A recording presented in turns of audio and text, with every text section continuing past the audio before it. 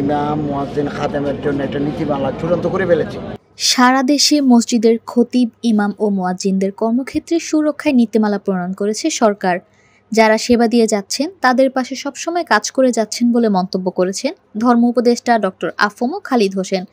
আজ রবিবার সকালে কুমিল্লা টাউন হল মাঠে আয়োজিত শানে শাহাবাদ জাতীয় খতিব ফাউন্ডেশনের ইমাম খতিব সম্মেলনে প্রধান অতিথির বক্তব্যে তিনি আরও বলেন, সারা দেশে মডেল মসজিদের অসমাপ্ত কাজ সমাপ্তকরণ ও মসজিদের খেদমতে যারা দায়িত্ব পালন করছেন তাদেরকে একটি নীতিমালায় নিয়ে আসা হবে, যাতে করে তারা কোনো বৈষম্যের শিকার হলে সুরক্ষা বা আইনের আশ্রয় নিতে পারে।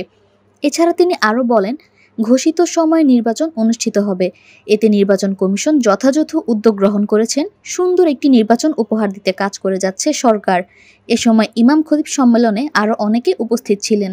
নির্বাচন উৎসবমুখর পরিবেশে সুষ্ঠু হবে ইনশাআল্লাহ। আমরা ইমাম মুয়াজ্জিন খাদেমের জন্য একটা নীতিমালা চূড়ান্ত করে ফেলেছি।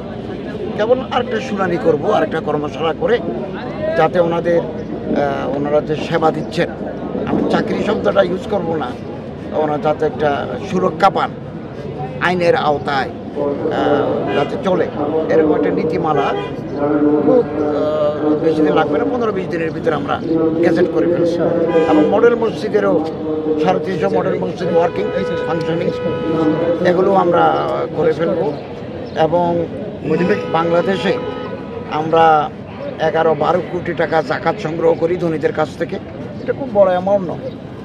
80% মনে করেন কুমিল্লা জেলা থেকে যদি 2 কোটি টাকা আমরা কালেকশন করি, 80% আমরা কুমিল্লা জেলায় খরচ করি। এটা জেলা প্রশাসকের নেতৃত্বে ইসলাম ফাউন্ডেশনের কর্মকর্তার মাধ্যমে আমরা গরিব, দুঃখী, অভাবগ্রস্ত, বিধবা, বিপন্ন মানুষের পাশে দাঁড়াই। এটাকে আমরা গিয়ার আপ করতে চাচ্ছি সারা বাংলাদেশে। এবং আমরা এই টাকাগুলো ক্যাশ দিই না, আমরা এগুলো চেকে বিতরণ করি, ক্রস চেকে, যাতে বেনিফিশিয়ারিরা পায়। দারুল আরকাম মাদ্রাসা এটা আগামী মাসে একনেকের মিটিংয়ে যাবে। আমি খুব চেষ্টা করেছি এটা করার জন্য, অর্থ মন্ত্রণালয়, পরিকল্পনা মন্ত্রণালয় থেকে নিয়ে এসেছি।